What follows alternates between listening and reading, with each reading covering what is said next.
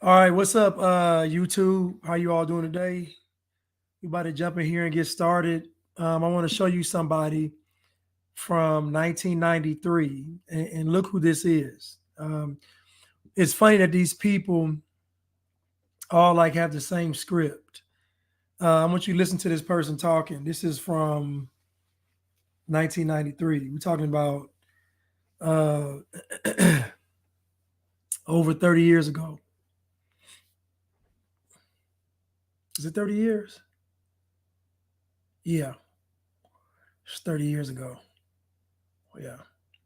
Now, if students can do that in 1960, if students can do that in 1970, if students can do that in 1985 and 86, in 1993, when we have the United States government building a death camp, a concentration camp for black people who have done nothing wrong but get sick and want justice.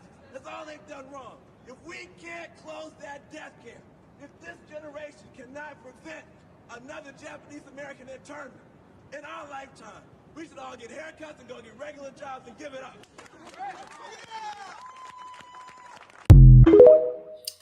Do y'all see who that is? I know the audio is kind of low, but do you all see who that is? Now, if students can do that in 1960, if students can do that in 1970, if students can do that in 1985 and 86, in 1993, when we have the United States government building a death camp, a concentration camp for black people who have done nothing wrong but get sick and want justice. That's all they've done wrong. If we can't close that death camp, if this generation cannot prevent another Japanese American internment in our lifetime, we should all get haircuts and go get regular jobs and give it up. I can't turn it up, man. That was Van Jones in 1993 with locks and just looking the part, looking the conscious part. But that was Van Jones. But anyway, yeah. See, the premise behind all of this is, notice he said that black people are innocent. So the whole notion of all of this is that black people are oppressed. That's the premise behind the whole foundation of what they're ushering in on the entire planet. The foundation of it rests in black people being oppressed. That's the foundation of it. That is the foundation of it, is that black people are oppressed. That notion right there, from that, everything else spirals. You got from black people being oppressed to the civil rights movement, to socialism, to communism, to a global outlook on how we treat oppressed people, for the United States being a model for oppression. It's just like from that one premise, everything spirals out of control from there. And then as you look at it, every agenda is linked back to racism, which means that black people are oppressed. It's the same. And so the premise of it all is false. This is the reason why this stuff is so hard to combat, because nobody attacks the premise. The premise is that black people are not, or are oppressed. They're not oppressed. So when we're talking about this stuff, that's the elephant in the room. So when people get up on these platforms and podiums and they just say things, and like they just say things like, black people, they have, no, I don't know. Black people are not oppressed in America. And I would actually venture to say that black people have privilege, because a black person can accuse somebody of being racist and it holds weight. A black person can say they're a victim of racism and it holds weight. Like any claims that a black person makes about racism is believed to be true. Any claims that a black person makes about being victimized is believed to be true. The whole premise of it all is false. Black people are not oppressed at all. It's not true. Y'all do too much bragging and boasting to be oppressed. It's too much stunting. It's too many cliches. It's too much. It's too much for you all to be oppressed. But let's continue. government does for you or what white people do. They assume that the destiny of blacks is determined by what white people do. That has never been the case. Between 1920 and 1940, the education gap in the South between whites and blacks was 3 years. 8th grade for whites, 5th grade for blacks. Within 20 years, that gap closed within 6 months. There were 5 high schools at the turn of the century in New York, Baltimore, Washington, Atlanta, and New Orleans. They had used textbooks, overcrowded classrooms, half the budgets of white schools, but every one of those schools out-tested every white school in those cities. If we were able to close the education gap between 1920 and 1940 through self-determination and hard work, how can you say that it is racism that is the cause of the present-day challenges when under segregation we achieved? I want you to think about this. From 1920 to 1940, what programs were in place? What national initiatives were in place from 1920 to 1940? What purposeful and intentful programs or plans were put in place so that the education gap between whites and black was closed? None. None. So my question is, how were black people able to lessen the education gap without any government assistance? I'm gonna go back to it. It's not what government does for you or what white people do. They assume that the destiny of blacks is determined by what white people do. That has never been the case. Between 1920 and 1940, the education gap in the South between whites and blacks was 3 years. 8th grade for whites, 5th grade for blacks. Within 20 years, that gap closed within 6 months. There were 5 high schools at the turn of the century in New York, Baltimore, Washington, Atlanta, and New Orleans. They had used textbooks, overcrowded classrooms, half the budgets of white schools, but every one of those schools out-tested every white school in those cities. If we were able to close the education gap between 1920 and 1940 through self-determination and hard work, how can you say that it is racism that is the cause of the present-day challenges when under segregation we achieved? So if you think about the communists saying that we're going to use the Negro, and the communists were saying this prior to 1920. So prior to 1920, what did the communists see in black people to make them believe their plan was going to work? Because around this same time was the communist agenda for black people in America during this time. So what did the communists see in Russia to make them believe that black people were going to be able to be used to fulfill this plan? They had to have seen something. So even when we see black achievement right here, there had to have been another segment of black that appealed to a nefarious force. There had to be a segment of the black population that the enemy thought could be used to destroy America.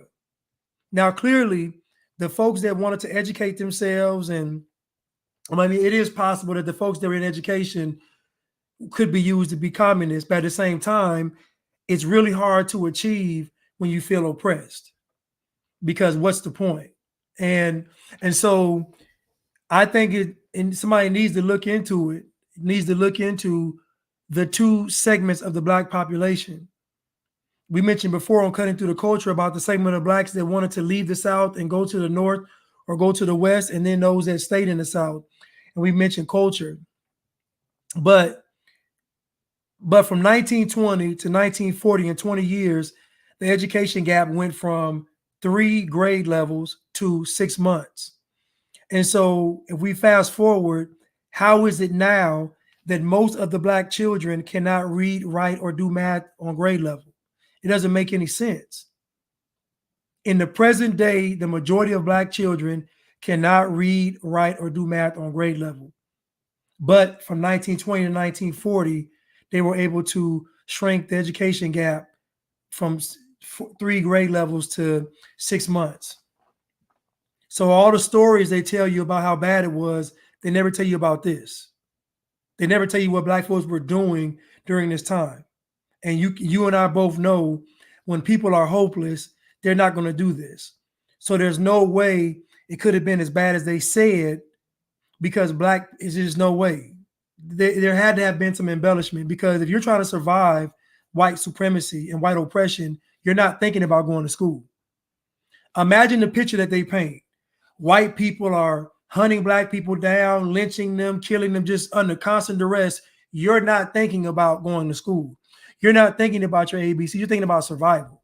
So the fact that black people was able to look past racism and want to sit down and learn under all that oppression leads me to believe it wasn't that bad. It wasn't as bad as they say. Not that it wasn't bad. It wasn't as bad as they say.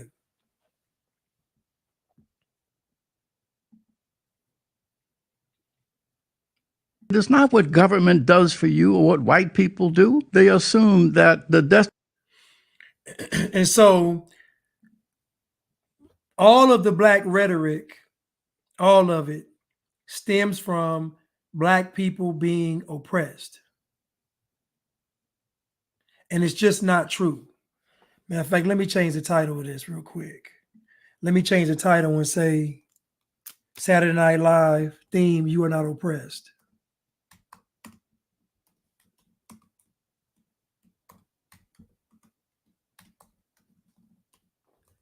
I might do a remake to that, a remix.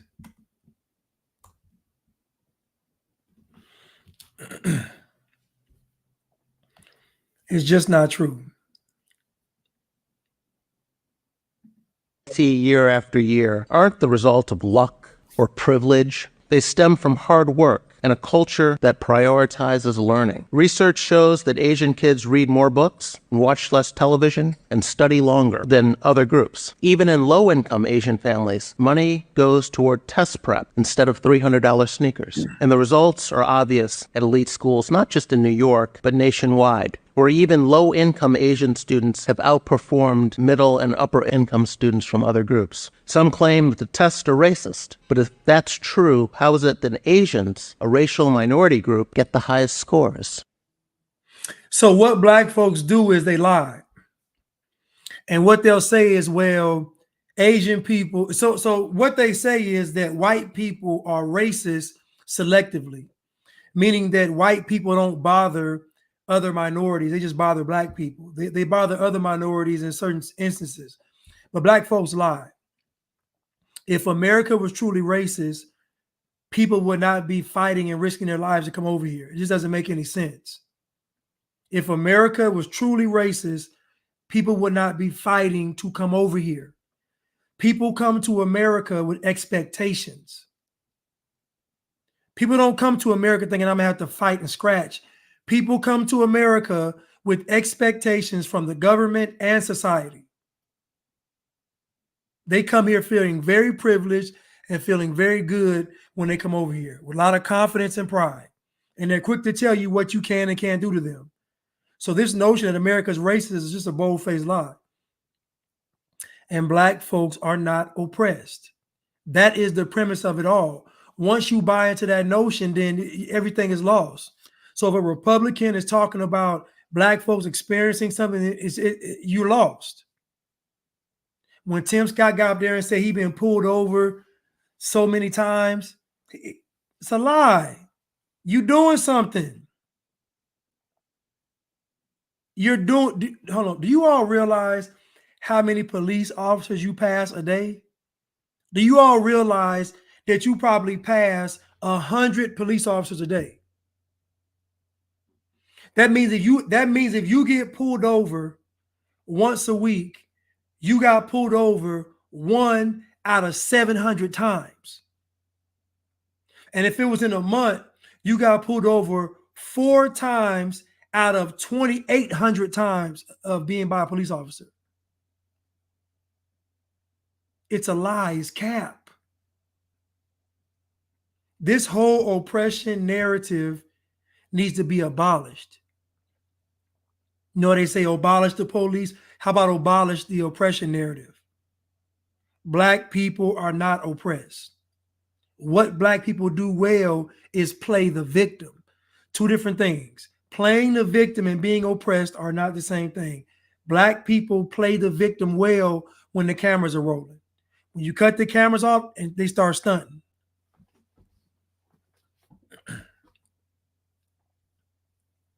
But let's continue.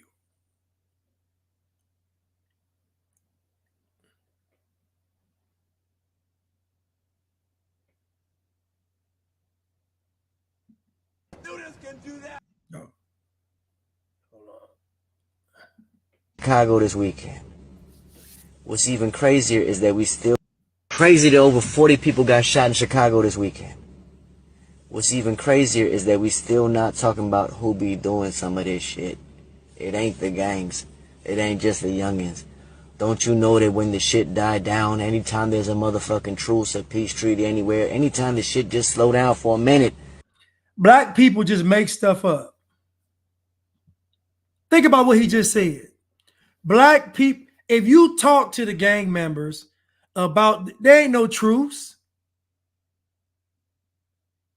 There's no truce. What is he talking about? Listen, for everybody that's listening right now, okay, what color you are. When black people, are on a soapbox explaining something to you, take it with a grain of salt because they're going to lie. They want to be right and look a certain way. They don't want to tell you the truth. This man just said that anytime these gangs have a truce, when have these gangs had a truce? When? When have the killing stopped? When has the killing stopped? He just made something up. Anytime they have a truce, when? Black people just make stuff up. And this is a part of black privilege because there's no consequence for black people just making stuff up. There is no consequence for black people being wrong. A black person can get on TV and say something totally false and there is no consequence. None. We see it all the time. When have you seen these gangs have a truce? When has the killing stopped? When has the killing stopped?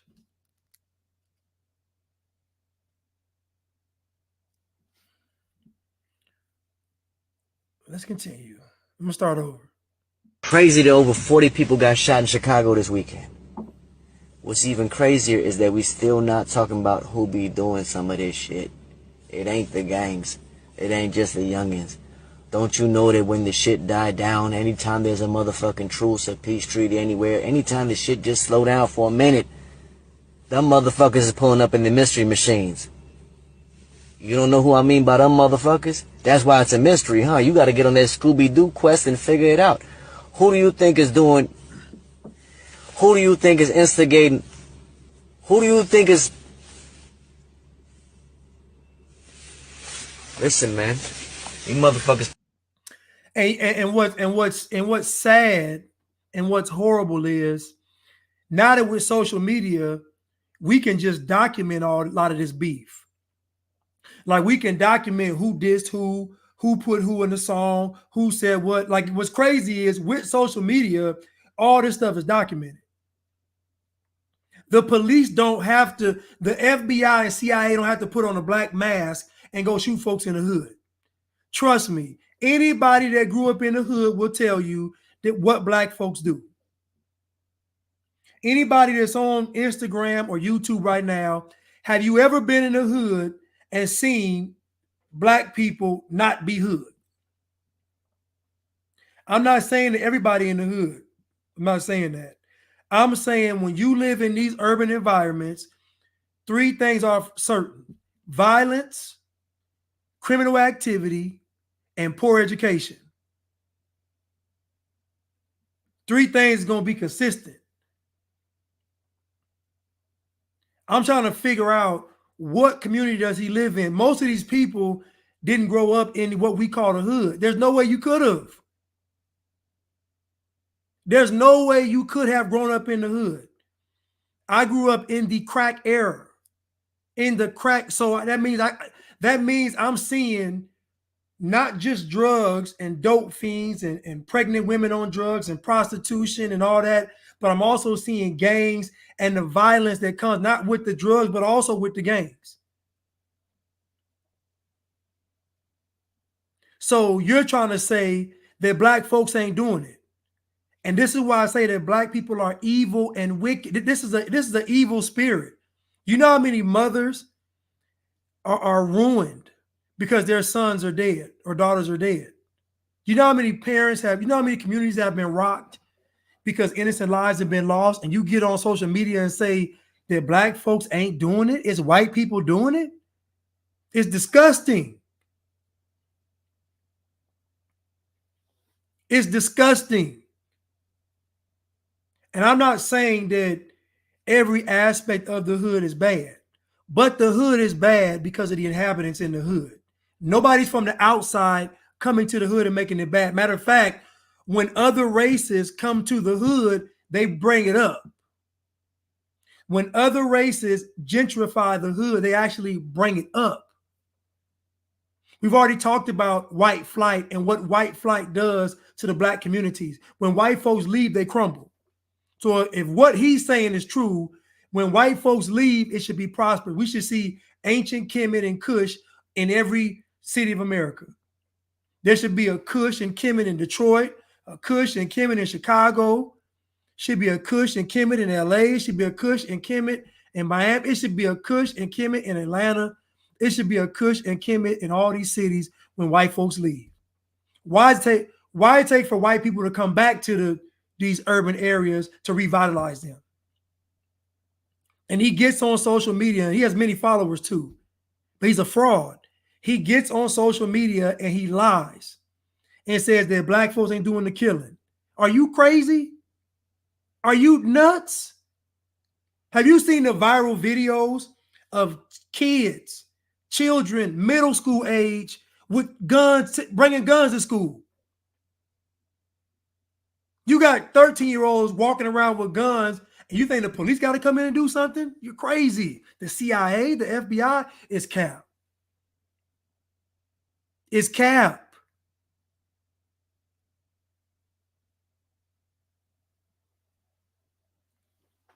So again, anybody, but the whole foundation of what he's saying is that black people are oppressed.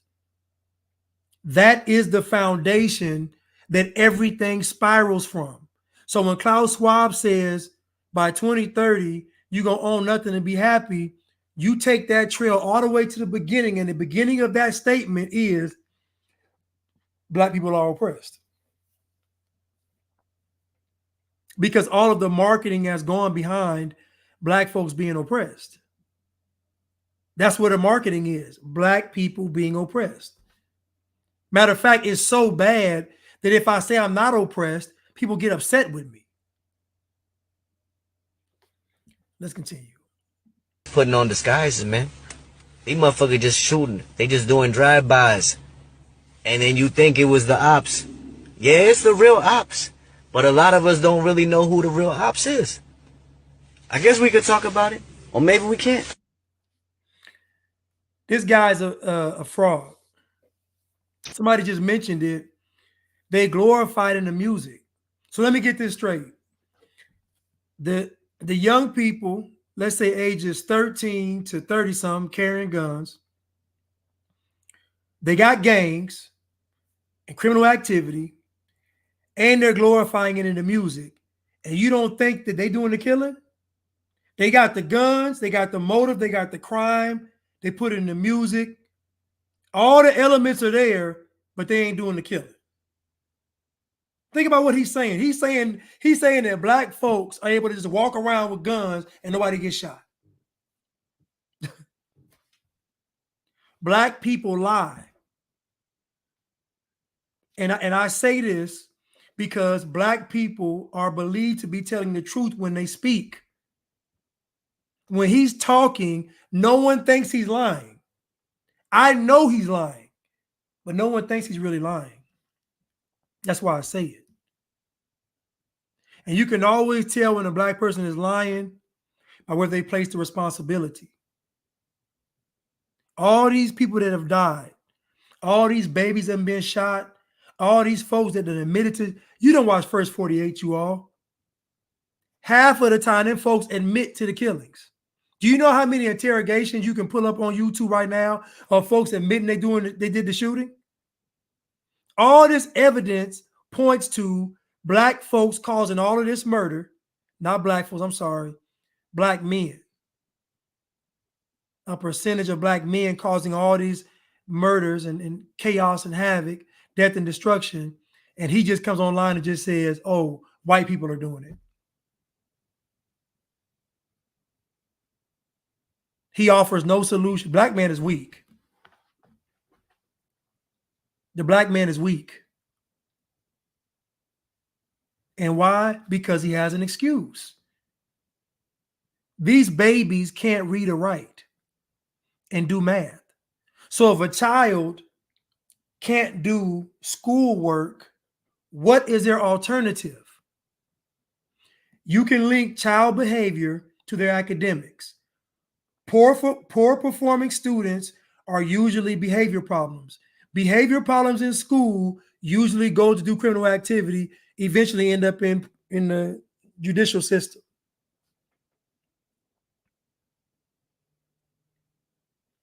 So again, none of the problems in the community is he ever going to address because he always has white folks to blame. That's why I reject the notion. That's Satan. That's Satan. 1,000 times, and this is why I'm going into it now. This is why I'm breaking this down. Because the plight of a lot of African countries have nothing at all to do with the legacy of colonialism, just like your condition, black folk, has nothing to do with the legacy of slavery. It has everything to do with the ideology and the worldview that you embrace today. Africa destroyed itself because Africa went full-blown socialist after the various nationalist revolutions that threw off their colonial rulers. Africa is suffering due to the legacy of colonialism, right? I got it. It's the white man, right? No, the white man showed you how to build a prosperous nation, how to build a prosperous society, and you flung it off to the side because you looked at it as though, yes, it's coming from the white man. It's not coming from the white man. It's coming from a man who just so happens to be white. Why are you throwing out the baby with the bathwater? Don't you want freedom? Don't you like freedom? No, you would rather be a socialist. Why? Because the white man gave you the concept of individualism and capitalism, and you don't want it because the white man is the one that gave it to you. But what's the alternative? Socialism? Oh, you want that because the black man is going to give you that. Well, I don't want that shit. Does that make me a sellout and a coon and etc.? I'll be that, and I'll wear that shit proudly. You ain't hurting my feelings. I don't give a damn what you say. I'm not a fool.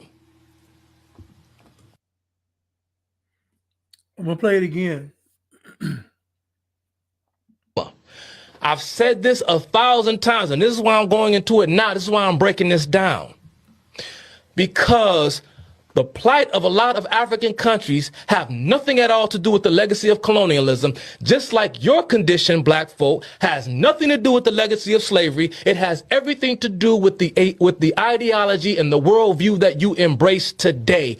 Africa destroyed itself because Africa went full-blown socialist after the various nationalist revolutions that threw off their colonial rulers. Africa is suffering due to. And the same way Africa went socialist is the same way that black people in America are socialists, because the foundation of the movement is that you are oppressed. This stuff doesn't appeal to someone who feels empowered. It's because you feel oppressed. So the Africans felt oppressed by another force, which means we need someone to step in and intervene to help us. The premise of all of these movements is oppression, and it can be the LGBTQ movement or the trans movement or whatever the movement is. The foundation of it is oppression. But black people are the face of oppression. If you type in slave right now, black folks gonna pop up. You type in oppression right now, black folks gonna pop up. Police brutality, black folks gonna pop up. Racism, black folks gonna pop up. It's already ingrained in the psyche of the world that black people are oppressed. And if black people are oppressed, then anything close or in close proximity to black is also oppressed. That's why the gays and the trans say we got the same struggle. We share the same struggle as the blacks. We're like that's why the Palestinians say we like the black. That's why people are throwing up the black fist, because they're relating themselves to black. That's why the Mexicans be using the N-word, because they relate themselves to black. It's all stemming from oppression. So now the white liberal can say the same Trump that is oppressing black people is also oppressing me. The whole foundation of the devil's plan stems from black people being oppressed. So now these African countries wanted socialism because they felt like they had been dealt a bad hand. Anybody that wants socialism or communism is a coward. They're weak. Any man that signs off to put his destiny in another man's hand is a fool.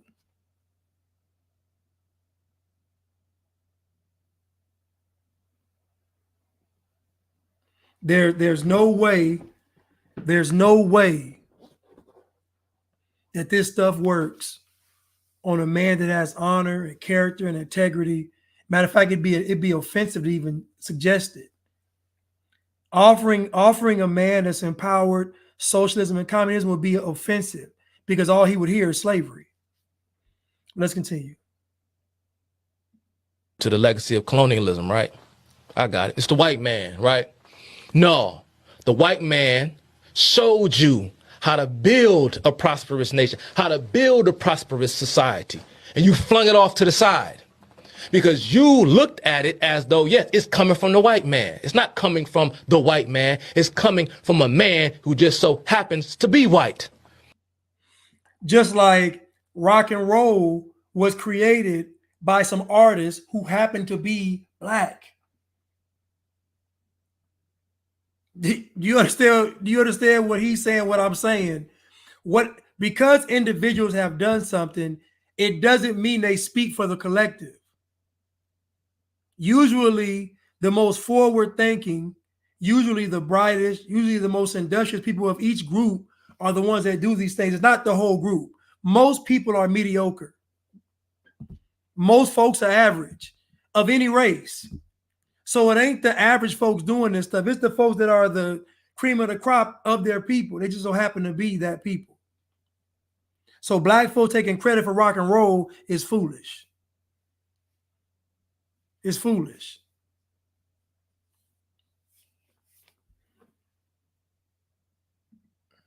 Why are you throwing out the baby with the bathwater? Don't you want freedom? Don't you like freedom? No, you would rather be a socialist. Why? Because the white man gave you the concept of individualism and capitalism, and you don't want it because the white man is the one that gave it to you. But what's the alternative? Socialism? Oh, you want that because the black man is going to give you that. And he brings up a good point. So you notice they'll say that rugged individualism is white. It's white supremacy. For a person to have individual goals and stand on their own and be a sovereign person is seen as white.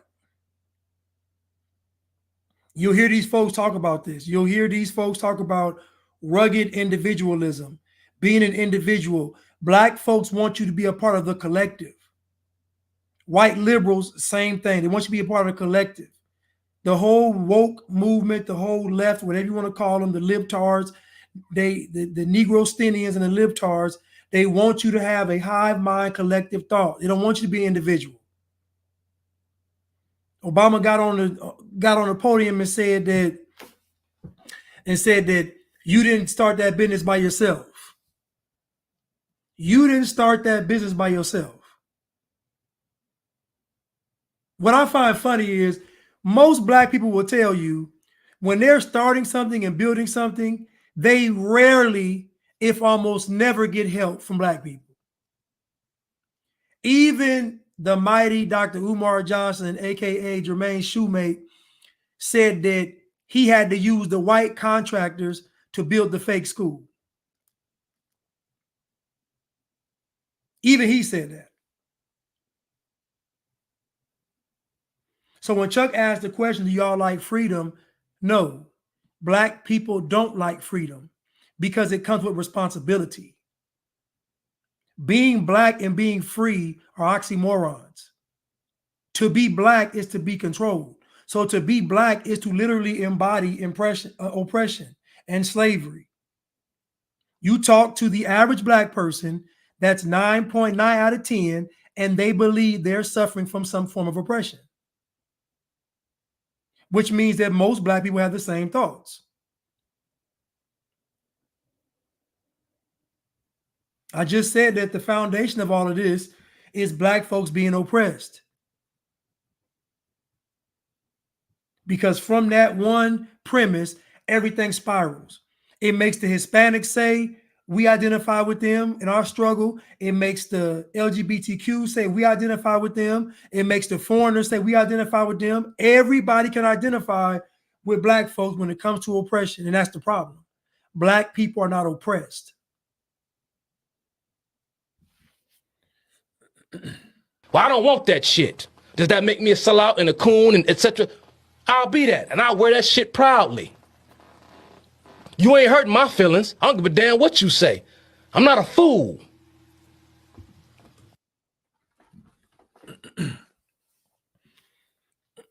And again, simulated students just said, freedom requires thought, effort, and character, all things many don't want to do. Exactly. Because with freedom comes responsibility. To whom much is given, that much more is required. This girl said free Diddy. But Chuck asked the question, do you like freedom? Do you want to be free? And the answer is no. Black people don't. What would Black people be without racism? What would Black people be without racism? If white folks left the planet tomorrow, they'd just be blaming the Asians. If white people left the planet tomorrow, Black folks would just be blaming Asians.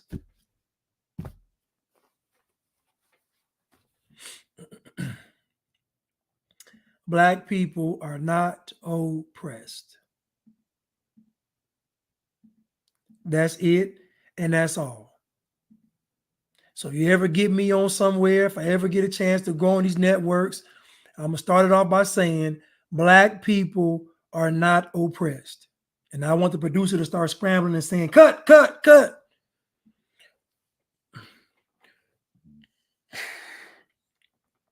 Oh, excuse me.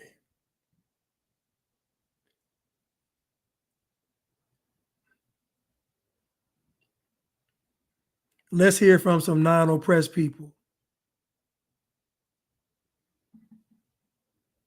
Asking the question today, should vaccines be mandated?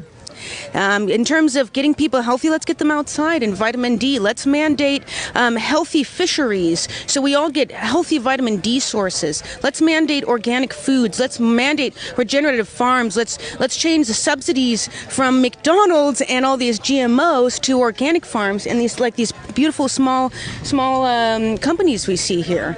There's so much more to health that we can mandate that other than injecting something that is completely experimental, and there's so many alternatives, and there's so much money involved. Right. And so granted, the people have to rise because money will move, unless we move. So again, I was, this week, I left a comment on a page. And normally, I can't leave comments because for some reason when I leave them, it's a problem. But I left a comment on the page, and it was of an athlete that basically committed suicide. I just read the title of the picture, and it said, athlete dies at 21, NFL player. So I just typed in there, why these young athletes are dying, blah, blah, blah, snake bites, yada, yada, all that stuff, right? And then so people, Black folks are commenting, oh, it's not that, it's suicide, you're stupid. Like, black folks just on there just roasting me. It was a black site. I think it's called Spiritual something, Spiritual World or something. Anyway, but the comment I put down there got about, let's say, probably 1,200 likes. But the commentary to what I said was everybody going against, saying what I said. And so I realized that another issue is going to be pride. When it comes to these snake bites and the revealings, when all the stuff's when the cat's out of the bag, you're going to see a bunch of people that you know that are going to want to fight you because the truth came out. Not because you bothered them, not because you said anything to them, but because the truth, they're going to want to fight you. These people, they was called, think about it. They're calling me coon. How you calling me a coon? Because I said that mRNA technology, or no, that the shots were a technology. How does that make me a coon? And so again, that page let me know that a lot of black folks got it, and now they're trying to be quiet about it. They're trying to save face, whatever. But at the end of the day, the chickens are going to come home to roost.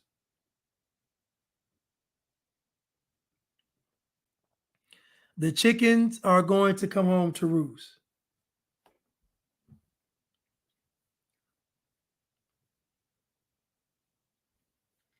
But that young lady that was speaking, she basically said, if we're going to mandate something, let's mandate good health.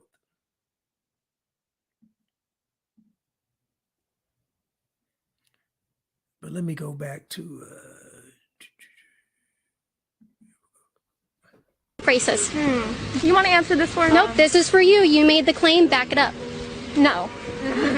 How is he a racist? He has had multiple people be killed because He of has- his brutality. He has had people be killed. Ma'am, I live in a town where there was riots. Very good. I'm glad that that's where you come from. However, who has he had killed? He's caused his police to do it. He has militia-ized this country. He has militia-ized this I country. can't speak English because I suck at it, but ma'am, he Don't has... assume my gender. What are your pronouns then? Zay and Z and princess. Princess? Yes. How is he a racist? I'm not going to answer you. Why? Because you can't or because you won't? No, because I'm pissed at you and you should leave our campus. Oh, no.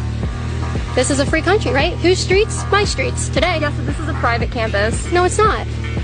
It is a public university. I just want to know how Donald Trump is racist. Because he has had his militia, our military, be used to protect buildings against people who have been killed multiple times.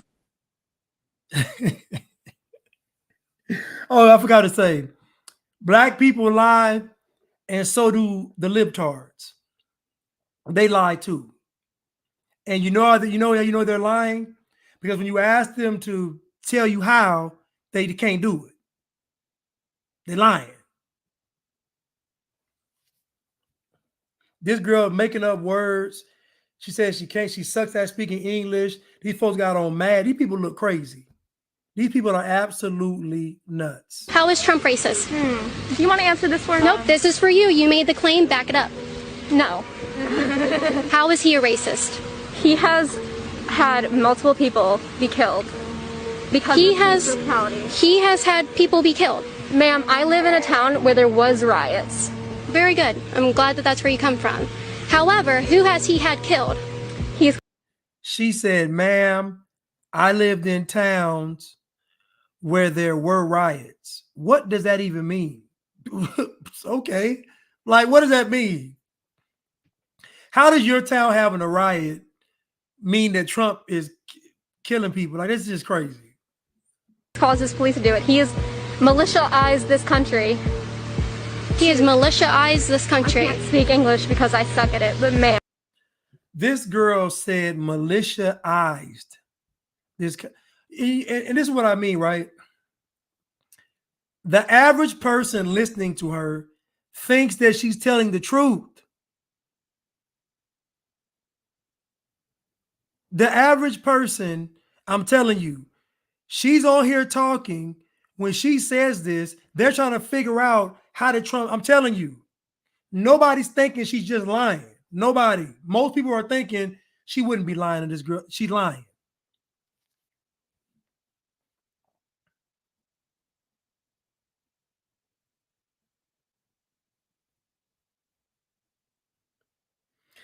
Kaza said his girl listen, his girl put her headphones on, right? I can already tell she's a feminist. Kaza, your girlfriend is a feminist. Because if your man is listening to something, you should want to listen too. If your man is listening to Blanche, you should want to listen too. She put them headphones in. She might as well put on some boots and went to marching. She put them headphones in as defiance. I'm sorry, Kaza, but you done married you with a feminist. That is a feminist tactic. I'm a rebel and not listen to what my man's listening to. I don't like what he's saying. Who she like listening to? Taylor Swift, Beyonce, Kamala. I'm just so curious as to who Kaza's girlfriend wants to listen to. She don't want to listen to me, but I guarantee who she listens to is foolish. I guarantee who she's even listening to right now in her headphones is foolish. And if Kaza is listening, please type in who she's listening to on her headphones. It's disrespectful, Tierra says Satan. It's disrespectful as for a woman to put her headphones on when her man is listening to something. It's disrespectful. Just out of respect for your man, you should listen to what he's listening to. And then let him say, baby, if you don't listen to this, you can listen to something else. Let him offer it to you. You don't just put your headphones on. I ain't trying to hear this. Feminism.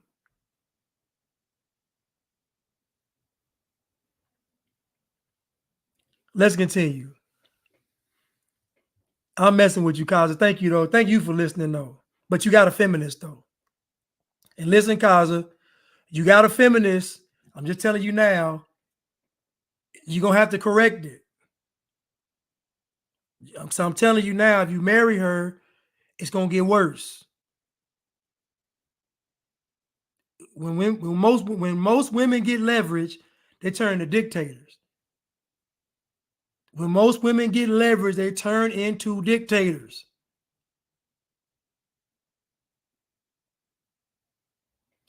Let's continue.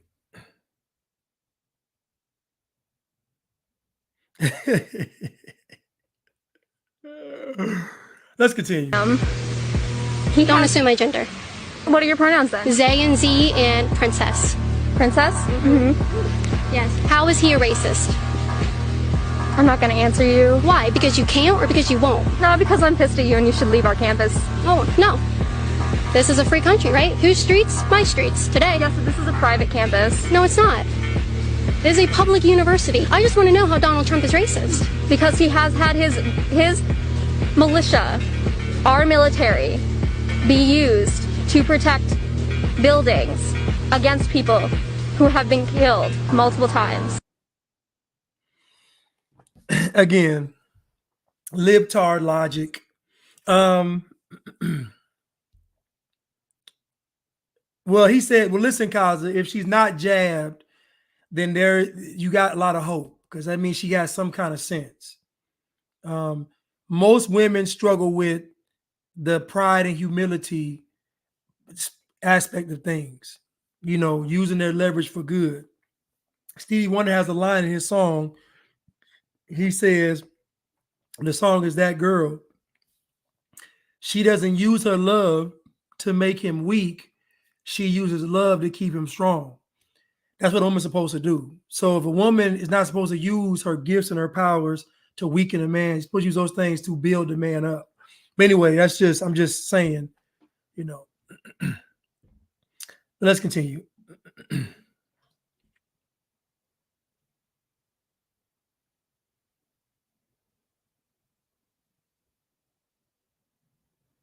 let's listen to Stephen Jackson real quick.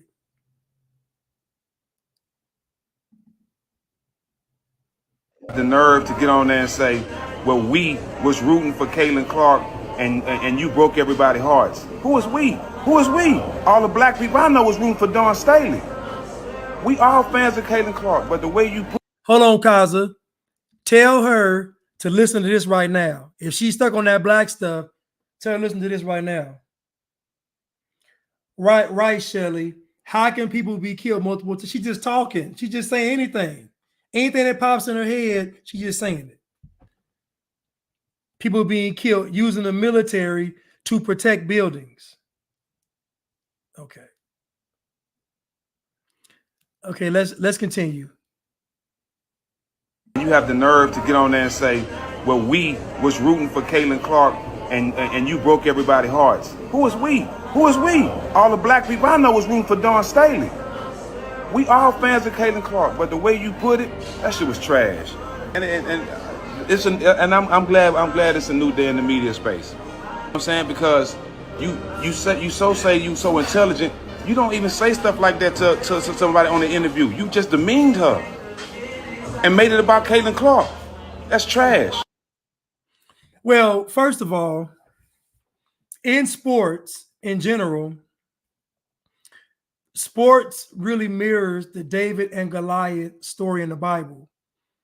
Most people are going to root for an underdog because it's the story that most folks can relate to, someone being down and rising above. Like it's in almost every story we get as a child, every fairy tale, every hero story. The underdog winning is the story that's ingrained in us since birth. So the Caitlin Clark, Iowa story is a David and Goliath story. It's not because it's just she's a great player, but it's the whole story in totality. It's Iowa, who doesn't get the big recruits. It's Caitlin Clark, who's, a great player, but very unassuming. Iowa doesn't have the best of the best. Iowa's going up against powerhouse D1 schools like LSU, South Carolina, etc. So there is a David and Goliath effect there. That's why Steph Curry got so popular, because if Steph Curry was 6'9", it wouldn't be the same. It's because he has a baby face and he's about 6'3", he's not very assuming, which makes the story that much better, that this guy right here is taking the league by storm. So Stephen A. Jackson is on this bliggity black stuff, but again, most black folks don't have any nuance in their thought.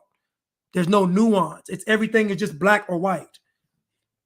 Hold on, watch this. Just listen to me. Listen. And you have the nerve to get on there and say, well, we was rooting for Caitlin Clark and you broke everybody's hearts. Who is we? Who is we? All the black people I know was rooting for Dawn Staley.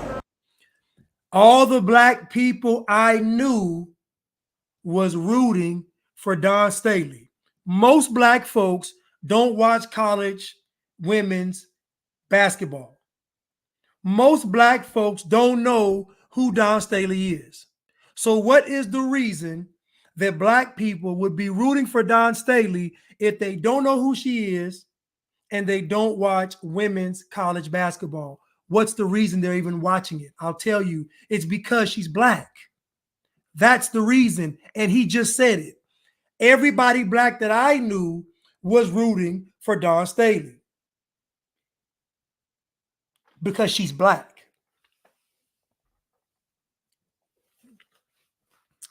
Now, let me go to another video.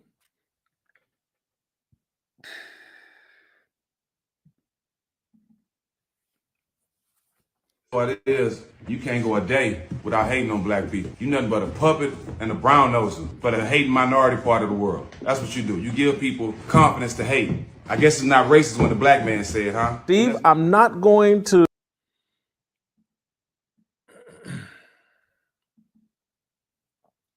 Usually I don't even respond to this cat, Uncle Ruckus, aka Jason Whitlock. To say that I'm rooted for Dawn Staley over Caitlin Clark simply because she was black is the dumbest thing to say. I was a big Dawn Staley fan. What number did I wear my rookie year? 24. The sad part is, There is no way on God's green earth that Stephen Jackson, black people lie.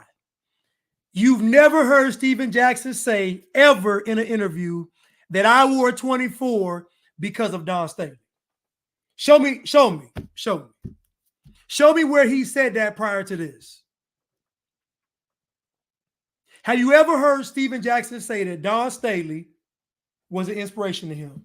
Have you ever heard Stephen Jackson say when he was a rookie, my inspiration in basketball was Don Staley? Never. Black people lie.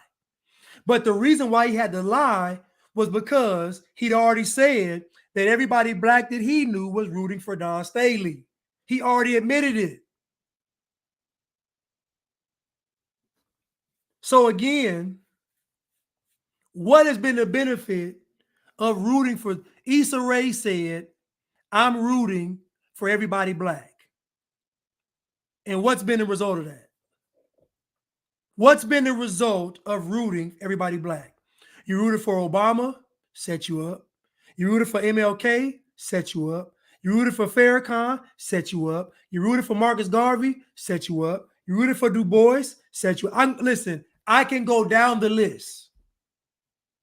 Y'all picking somebody because they were black has never worked, ever. Everybody that you all pick that's black, that black people pick, is always bad. Umar Johnson set y'all up. Tariq Nasheed set y'all. It don't matter who it is.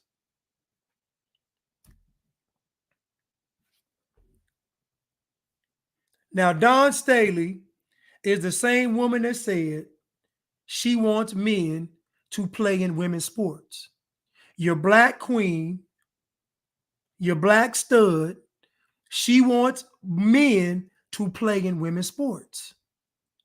And instead of y'all saying it would be a travesty for men to take over women's college basketball, you all say we're going to praise Dawn Staley in South Carolina in spite of Caitlin Clark in Iowa. You can get black people to justify sin as long as you say it's going to make white folks mad. If you put any sin against white people, you can get black folks to do it. So you can get black women to abort their baby if you say, well, white women are only against abortion because their numbers are dwindling. White people are only against abortion because their numbers are dwindling. That right there alone will get black women to abort their baby. You can get black people to go against the word of God just as long as you say it's going to hinder, stop, block, interfere, or do something to white people. The Bible says, thou shalt not steal. Y'all go out there stealing flat screens and bundles in the name of fighting white supremacy. Y'all go out there and destroy property in the name of fighting against white supremacy. Y'all literally sin and break the law in the name of fighting against white supremacy.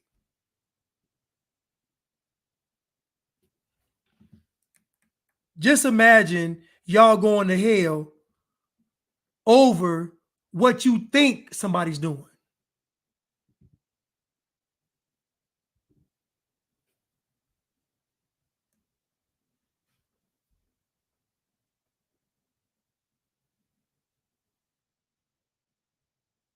It's crazy. It's crazy.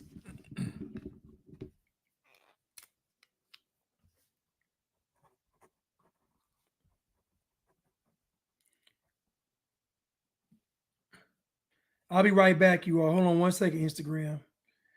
Let me come right back.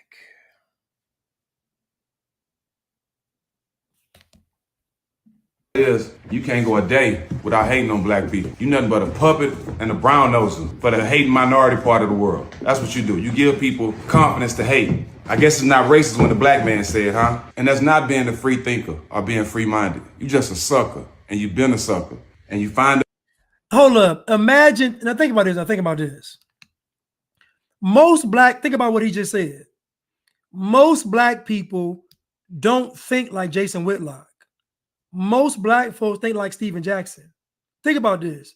The majority of black people think like Stephen Jackson. Just by default, how can he be a free thinker if most black folks agree with him?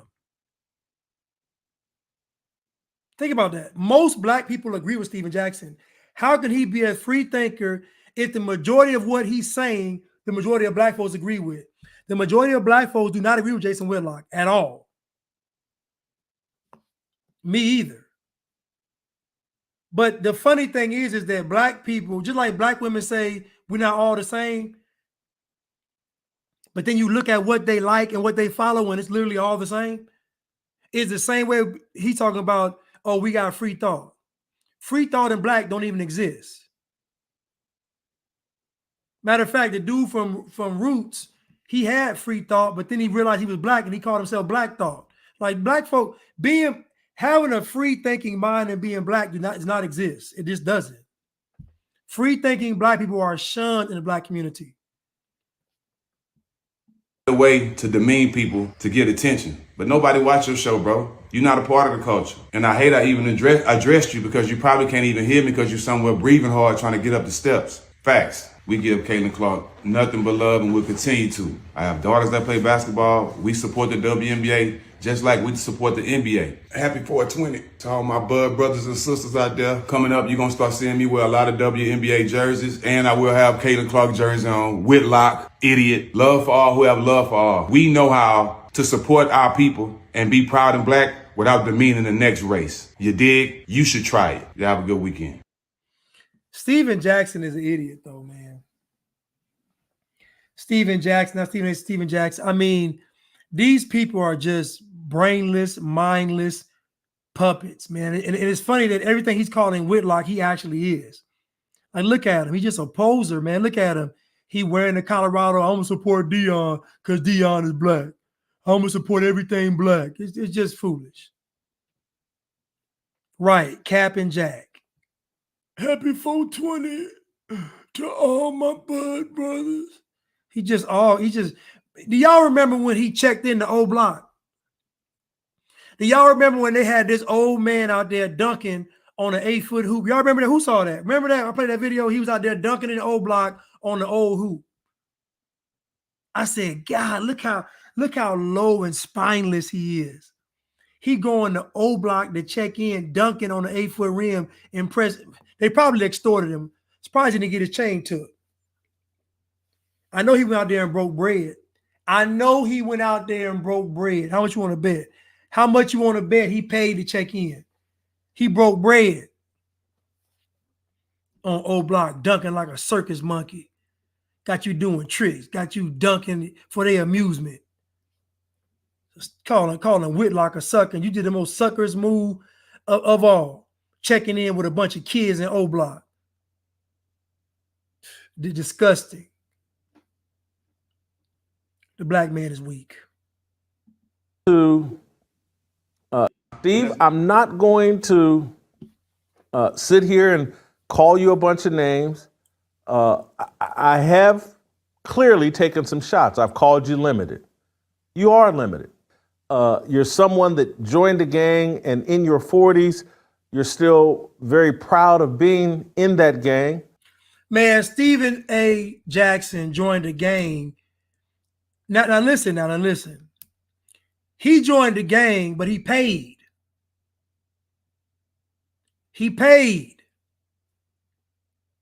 I'm telling you, he paid.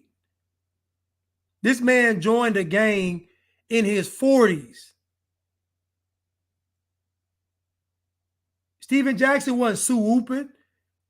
Most people join a gang at 13 years old, young. Stephen Jackson joined the gang at 40 and got the nerve to call somebody a puppet and a sucker. This man felt enough. Hold up. Stephen Jackson is a Muslim, but he got a Bible tatted on his stomach.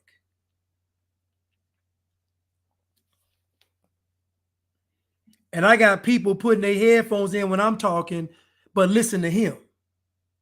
They'll listen to the man that got the Bible tattooed on his stomach with some prayer hands, but they Muslim. They'll listen to the guy checking in the O Block at almost 50 than listen to the guy that joined the gang in his 40s. They'll listen to him, but when Blanche is talking, I'm going to put my headphones in. I can't listen to Blanche, but I can listen to Steven Jackson joining the gang in his 40s. It's disgusting. He didn't join no gang. He getting extorted. He's paying. Yeah, he loved George Floyd. That gave him notoriety. He got his social activism credibility by talking about George Floyd. He's an opportunist, man. These people are fake. George Floyd wasn't no good person. He wasn't no honorable man. He was destroying the black community. And he had a white woman. When George Floyd was on the ground and he was dying, he was hollering for that white woman. He wasn't hollering like, what's the name in Amistad, give us free. He was hollering for that white woman. He was on the ground hollering for that white woman. He didn't holler for no liberation. At least in Braveheart, the guy in Braveheart, the Mel Gibson played, the Irish dude, at least he yelled out freedom. George Floyd yelled for the white woman. Y'all done made him a hero. The dope fiend. Dope fiend. Black man said, huh? Steve, I'm not going to sit here and call you a bunch of names. I have clearly taken some shots. I've called you limited. You are limited. You're someone that joined a gang, and in your 40s, you're still very proud of being in that gang. Hats off to you.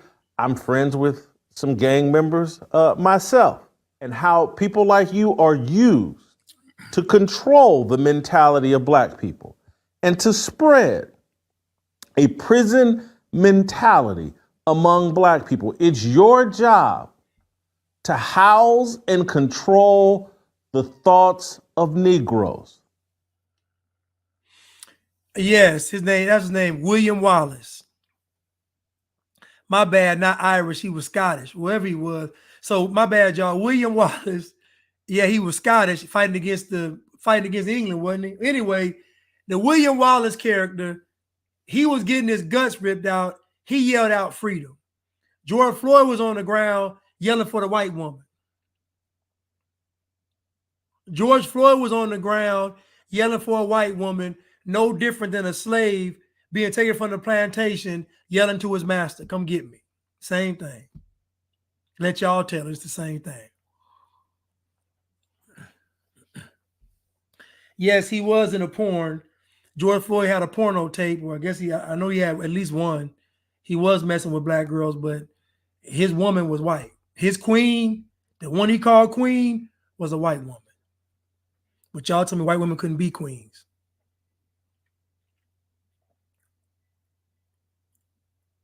But what Jason Whitlock said is correct.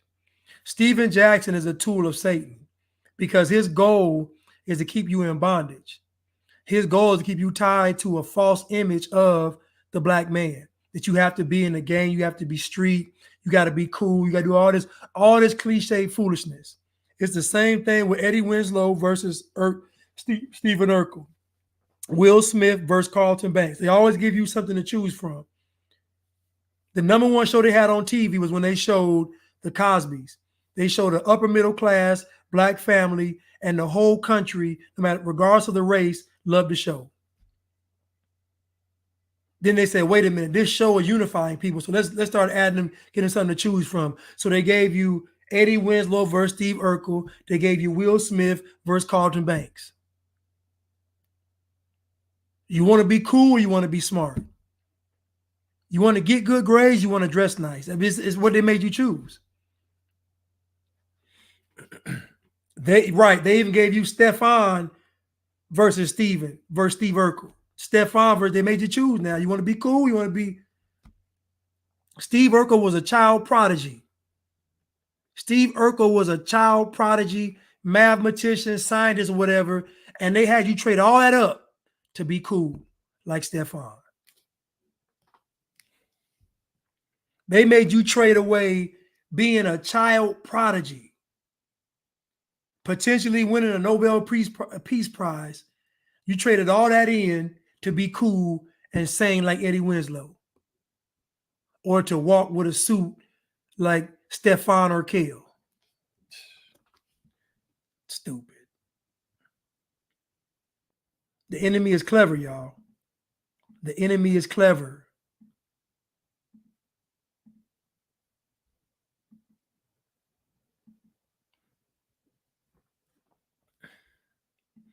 Let's continue.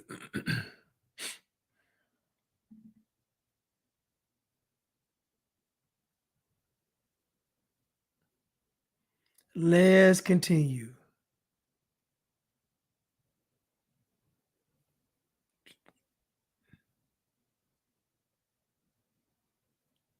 Let's continue. I want to play this one right here. What is this one? I need to talk to y'all about something. I recently went to an event and there were about 1,000 people there. And of the couples that were there, about 95% of them were black men with non-black women. The person leading the event was a black man that was married to a white woman. I'd be lying if I said that seeing all of this at the same time was not triggering. This is pretty much what the dating scene looks like overall in LA. Here are 4 other observations that I picked up on since moving to LA. 1, it's not equal. It's not like I'm seeing a bunch of black women dating outside their race. In fact, I'm barely seeing black women dating at all. 2, it's gotten so bad that at this point, whenever I do see a black man that's single, the first thing that I'm asking myself is, I wonder if he dates black women. 3, within the past couple months, I've had conversations with multiple black women that actually want to leave LA. Not because of the economy, not because they aren't flourishing in their careers, but simply because they feel like there's no love for them in LA. The fact that I know so many beautiful, talented, compassionate, evolved black women that are all feeling the same way makes no sense to me. And lastly, when you don't see yourself... We got to stop right now and give Tiana a happy birthday shout out. Her birthday is coming in 2 more hours. Oh, my bad. She got 2 more hours left of her birthday. So she's giving me her ear on her birthday. Thank you so much. We're going to wish her a happy birthday. Happy birthday, Tiana. Thank you for tuning in today. I don't know where you're going. Hope you had a good time, though, on your birthday. Hope all your birthday wishes came true. But y'all give her a happy birthday, though. All right. I think she said she turning 25. But this young lady that's talking right now, so somebody put in the chat, she has the Nefertiti necklace on. So that right there is a red flag. Fellas, I don't care what race you are. If you see a black woman and she had any kind of, if it's an Africa continent, if it's a Nefertiti, if it's anything that's black fist, if it's anything dealing with blackness of Africa or Egypt or Ankh or a pyramid, stay away. It's going to be foolishness with that. If you see it with some kind of anything that's an Ankh, pyramid, black fist, stay away. It's going to be foolishness associated with it. Reflected in a space, you feel like you don't exist. As a black woman myself, I can tell you honestly, when it comes to the romantic space, I have never felt more invisible than I do living in LA. Now, the reason why, and again, this goes back to oppression. Because she says it's not like it's fair. It's not black men's fault that black men are able to date outside of their race. That now y'all say America's racist.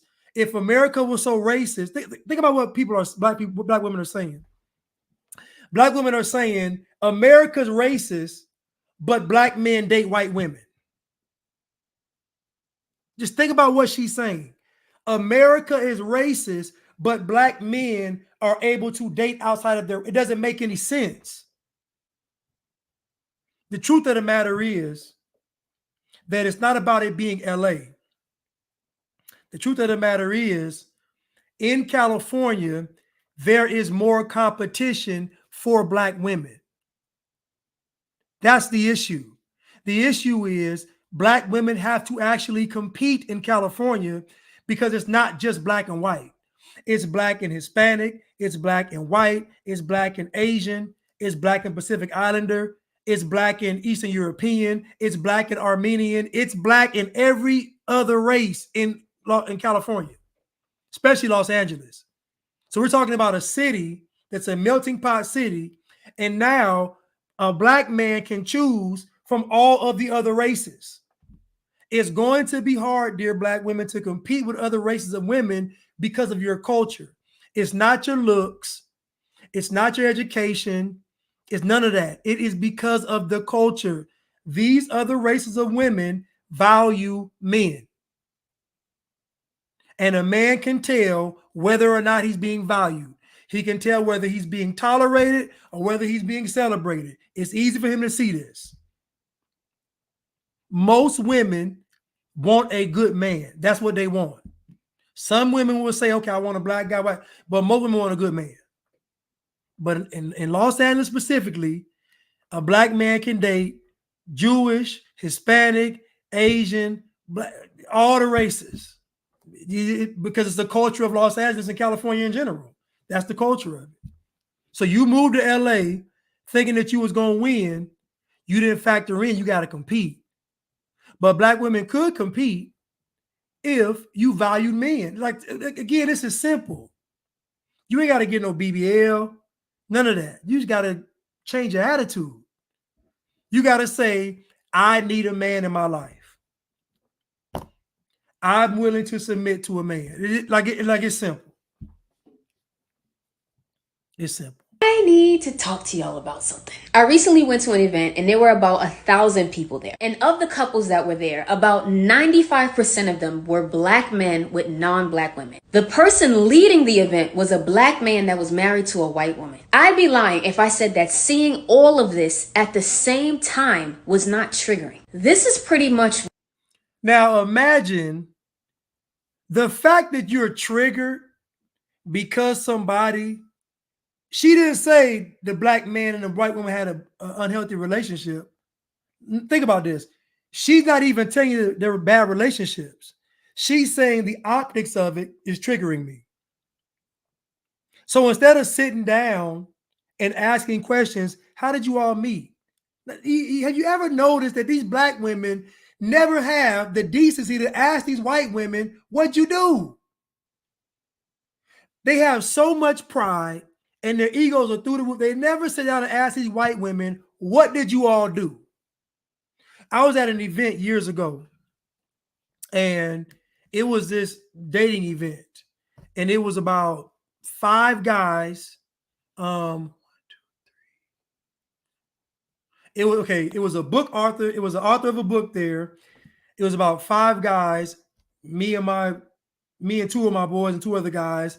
It was about 30 women, including the host, and it was about 3 couples or 4 couples. There were 2 white women there, and out of the couples, there were 2 mixed couples. So there were 2 mixed couples, and there were 2 white women there. Everybody else is black. And so the questions were being asked, and it's funny because the white women's responses to the questions versus the black women, it was so night and day. It was so night and day to where us guys was like, we like what they said. The white girls. Now, of course, the black women got upset and started getting mad at the white girl because they feel like the white girls was just saying that to appeal to the men. But I'm like, so what if they were? Like, so what if they were? If you trying to catch a man, so what? So what? But what I'm saying is that it's a cultural thing. Most of these white women don't grow up devaluing men. Now, some of them go off to college and get crazy and they become a libtard like them, but most white women, for the most part, don't grow up devaluing men. Most black women grow up with men not having a leadership position in their life. It's their mother, it's their grandmother. Most black women come from a matriarchal environment, not patriarchal. And so again, that's the difference. It's culture. It ain't race. It's culture. It's culture. Attraction is attraction. But also a headache is a headache. So most men are going to pick peace. What the dating scene looks like overall in LA. Here are 4 other observations that I picked up on since moving to LA. 1, it's not equal. It's not like I'm seeing a bunch of black women dating outside their race. In fact, I'm barely seeing black women dating at all. Now think about this. Black men are dating. So think about this now. Black men are able to date. You never hear an issue of black men dating.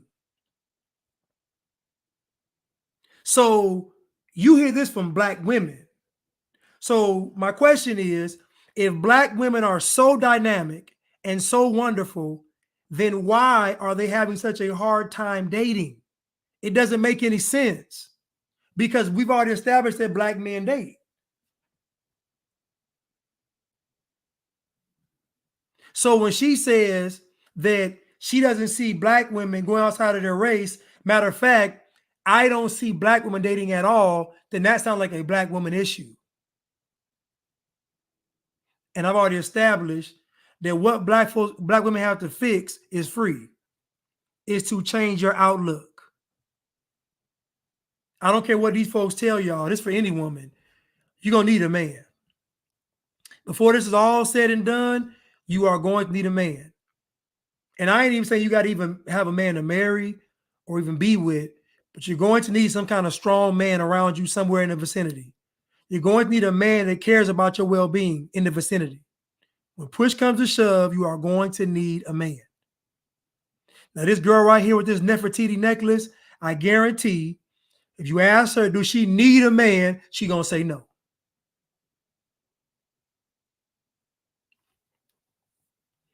If I meet a young lady and I said, how bad do you want to be married? I need to hear like my life depends on it. She need to tell me get married or bust. That's how important it is.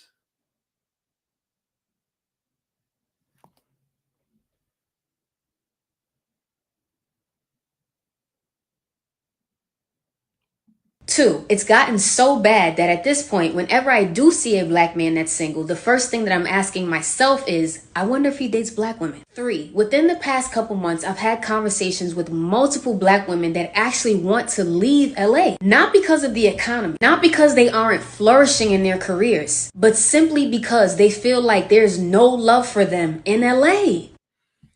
Not because of their career, not because of the economics, not because they aren't flourishing. Single, single, single. Not because of their career, not because of the economics, not because they aren't flourishing. Single, single, single. The fact that you believe that you're flourishing without a man is insane. The fact that you believe that you are flourishing without a man is insane. How can you be flourishing and you're single and lonely? You're not flourishing, ma'am. Because you're making money and you're miserable.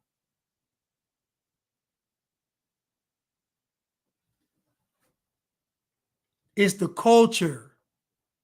And what black women do is, instead of black women being honest and having some character and saying, it's our attitude, it's how we view things, it's our lack of humility. Instead of saying that, they say, oh, it's racism. Or the black man is weak, he don't like his mama. They hate us. They're going against us. It's cap. Black women get celebrated, whether they big, whether they skinny, whether they silly, whether they smart. Black women get celebrated across all spectrums. Cardi B sat down with Joe Biden. Meg Thee Stallion sat down with Maxine Waters. Black women get celebrated. Chrisette Michele sang for Trump.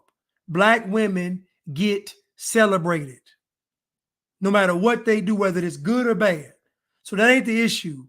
The issue is your arrogance, your attitude, your pride. She got this Nefertiti necklace on and she thinks she's doing something, not realizing that is like a garlic, that's like garlic or a cross to a vampire. Because if a black man got some sense and he sees that necklace on her chest, he'll be like, nope, because you know what comes with it. She's not wearing it for fashion. She's wearing it to make a statement.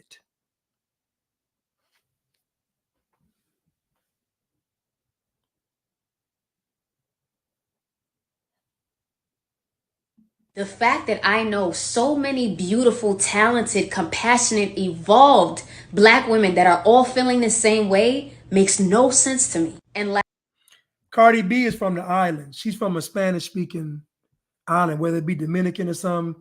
Cardi B from the islands. She's Spanish. But still, black folks claim Cardi B as black. So yeah, so I go by who black folks. I don't. Obama ain't black and Kamala ain't black, but it don't matter. That's who black folks claim. So that's what I'm going with. lastly, when you don't see yourself reflected in a space, you feel like you don't exist. As a black woman myself, the funny thing about her saying that is, you can't drive by a building, a bus stop. You can't. If you're in a major city, you cannot walk a block without seeing a black face plastered somewhere, a black woman. You can't walk into a bank and not see a black woman on the wall of a bank. Tell me I'm lying. You see black women everywhere in society. So that means if society doesn't have a problem promoting black women, then clearly the issue is something else.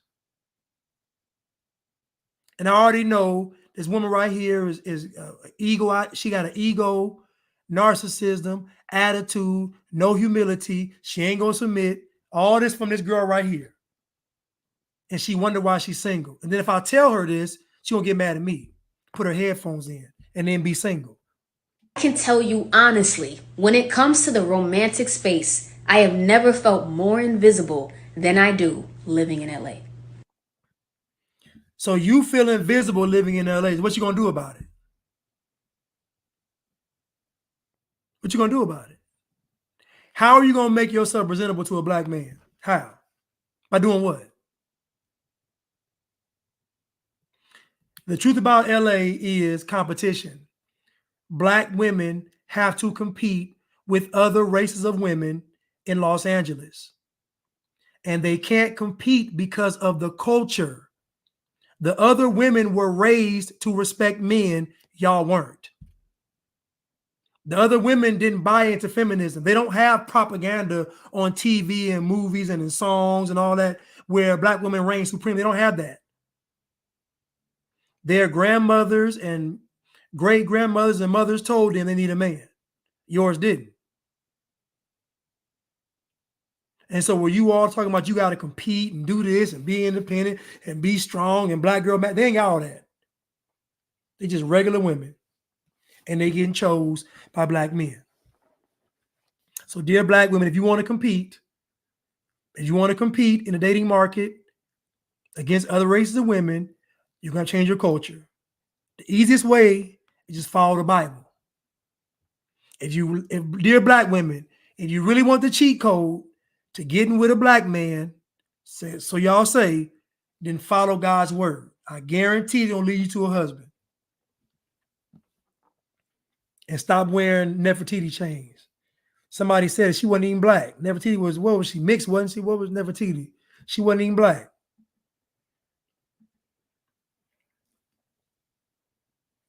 Let's continue.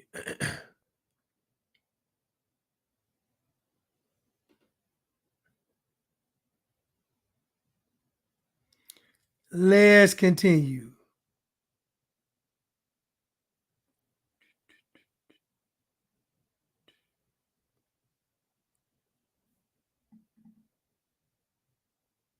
Them. You talk to him so like this? That's why it's important for him to be that kind of partner for me. Do you talk to him like this? Like what? Like how you talking to us right now? Do you talk to him like that? You over talking.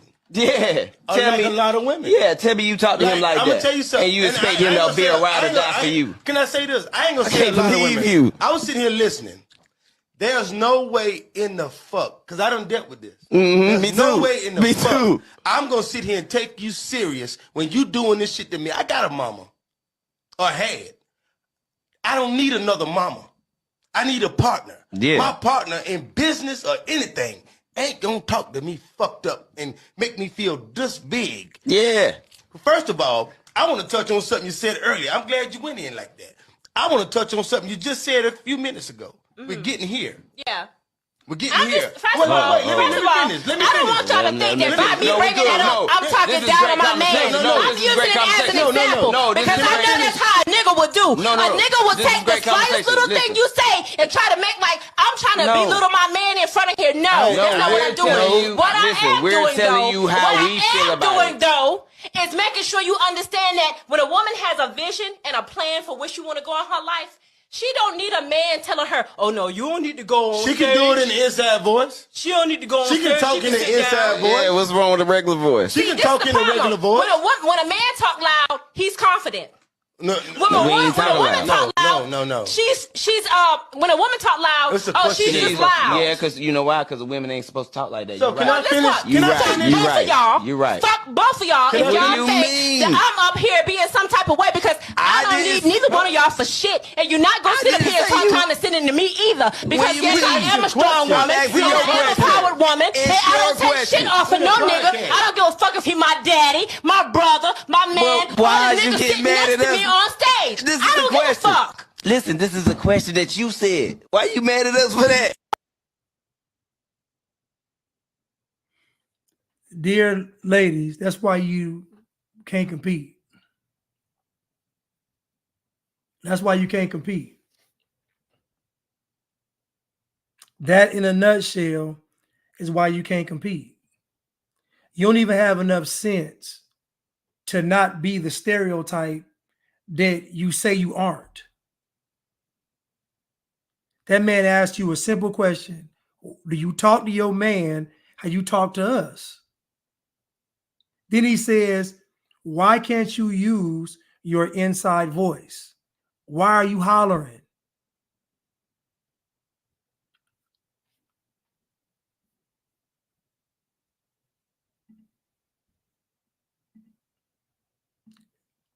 This is when it always goes wrong for black women right here.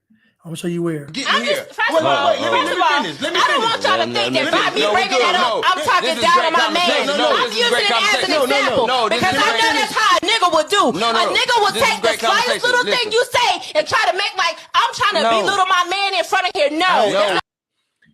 So when you hear women generalizing men, that's a bad sign.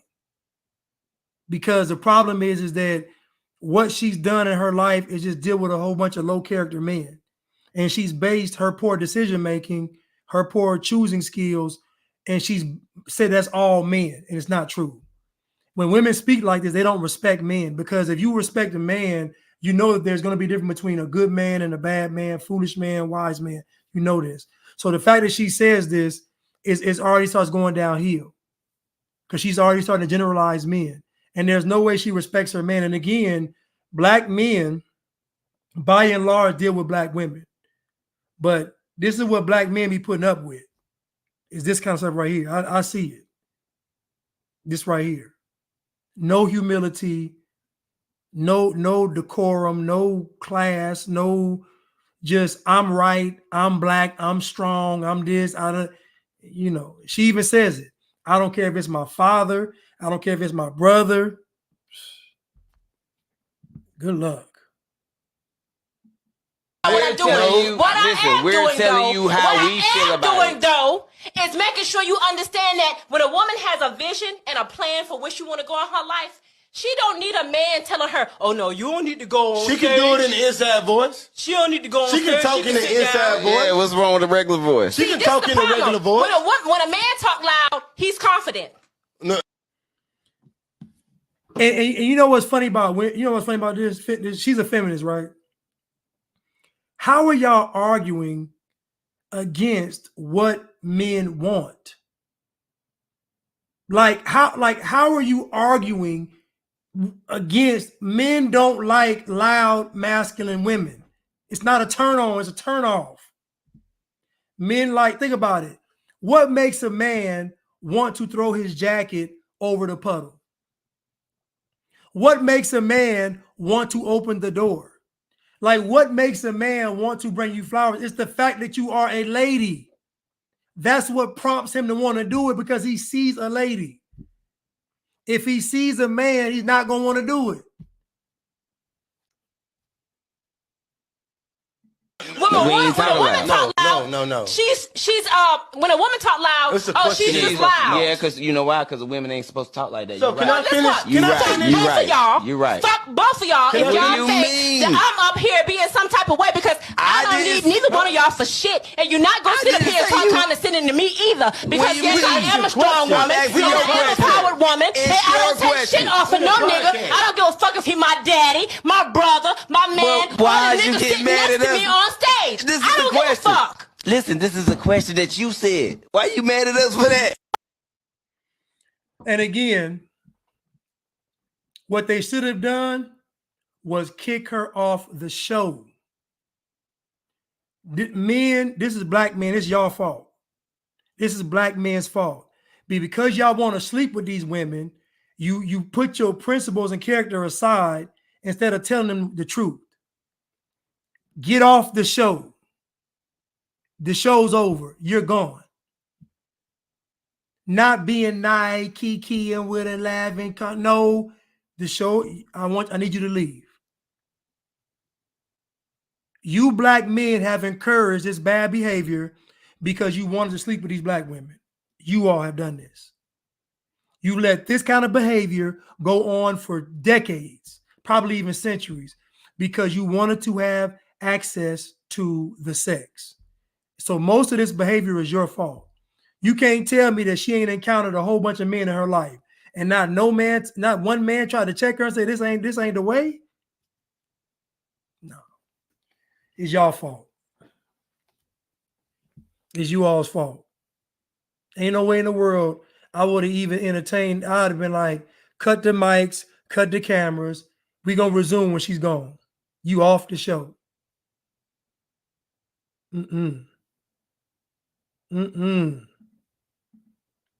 Hollering and man, please.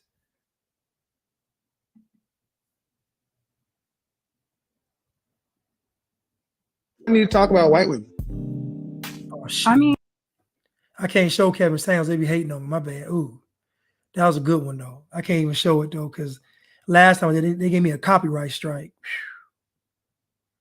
They hated on me, boy.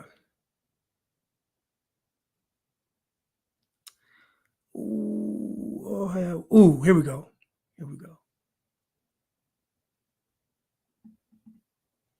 White woman don't focus on your dick. Yeah, she go get all the money affairs in order to make sure the businesses run smooth, go get the charity, and the black woman be squabbling with you about your dick. Yeah, your black woman go squabble with you about your dick. White woman go open charities up, start doing book clubs and reading shit, making sure she picked a accountant and financial advisor, and the black bitch go be one of them about, bitch, who is that calling? Who is that? So that's why. I ain't bullshit. She gonna be stuck on the dick part. She ain't gonna never get the financial and business aspect of it. So I see why them niggas do that. Yeah. So you don't think that makes them what can I say? Like they homie, sold listen, out. you damn near have to. When you go to making the kind of money them niggas making, homie, for one, the black woman, homie, she'll trip anywhere. She'll check you in front of your business partner, and so he'll start saying. So let me say this right.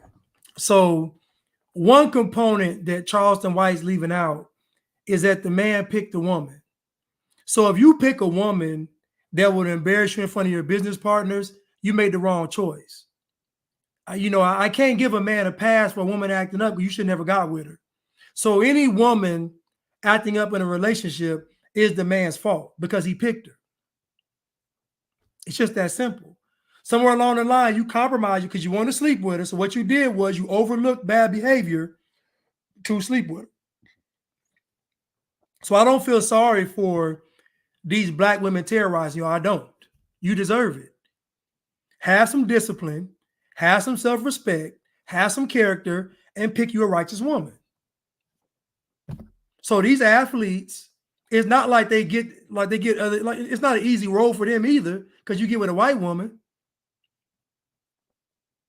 And so the assumption is that the white woman gonna let them cheat and do all this stuff. No, she's not. The assumption is that these white women gonna tolerate bad behavior. No, they're not. Most of them gonna have them children, and then you through. Cut up you want to, and they take in half.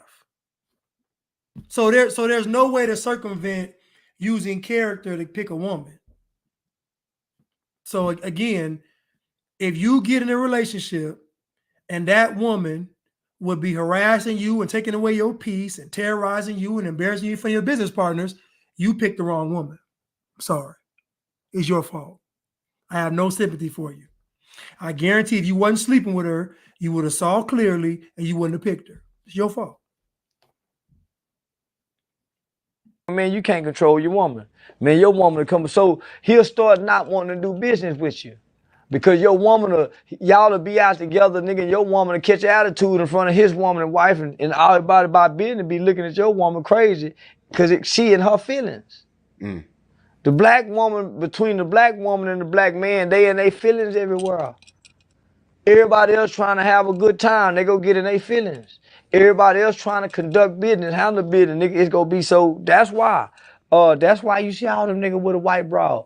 Unless they been with the woman like Snoop Dogg, Denzel, that's why. Because nobody's training and teaching black girls how to deal with successful black men. And Charleston White's children are by a Mexican woman. But again, though, it's not race, though. It's culture. And so what black folks have done is black folks, instead of addressing the culture, they've addressed skin color. It's not about skin color. It's about culture. But as a man, it's your job to pick the right woman. The Bible says that he that findeth a wife findeth a good thing and obtain favor from the Lord. That means that God is granting you favor for finding a wife. That means God is going to reward you for your troubles, because it's going to be difficult to find a wife in this world. It's not going to be easy. Especially now, if you want somebody that's not snake bitten and got some sense, it's not liberal and feminist, it's going to be tough. So it's going to require a man to have a very good relationship with God to be able to even have enough discipline to find that good woman. But the reason why most men go outside of their quote unquote race, I'm gonna just say black men, is because of culture. Other races of women respect men, and it's just that simple. She don't have to be taught how to respect a man. She don't have to grow into it. She don't have to learn. It's just automatic because that's how she was raised. It's already in her. It's ingrained in her. And a guy can tell that on the first date.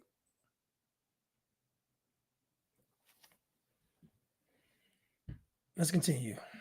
They just learning how to deal with hood niggas. Niggas who, ain't nobody. So Charleston White, this clip is going viral with him talking about this. But the one thing he's leaving out is that ultimately this boils down to the man and his leadership. And so I can't give anybody an excuse. If a black woman is terrorizing you, it's your fault. And honestly, I hope she terrorizes you to oblivion, because you shouldn't have picked her. Because I know you only picked her based on something that was superficial. You didn't pick her based on character and honor. You picked her on something that's superficial. Thank you, Cruise Missile, for the super sticker. I really appreciate it. Thank you so much. Always supporting. Idris Singleton, I'm definitely prejudiced towards white liberals. They think that they know everything and are helping society. These people want to be the voice for all people. All this nonsense fuels their ego. Change word to post. I agree 100%. The white liberal is very, very disgusting and irritating. Kaza, thank you for the super sticker. I really appreciate it. To your girlfriend, I was just messing with her. I was just joking.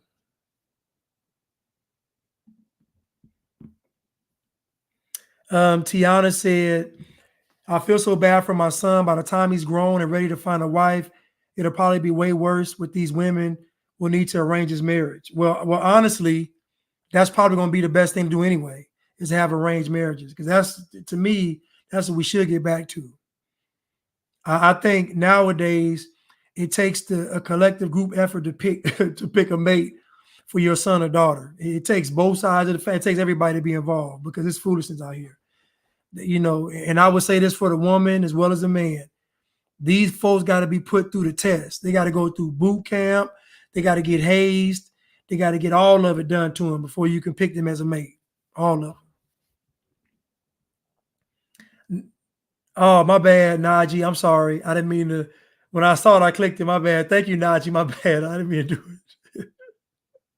it. I'm sorry. Thank you, Rick Hamstead. Thank you so much. Great show as always. Keeping it real. One love and God bless. Thank you so much. Thank you, Angel, and thank you, Goddess Navi.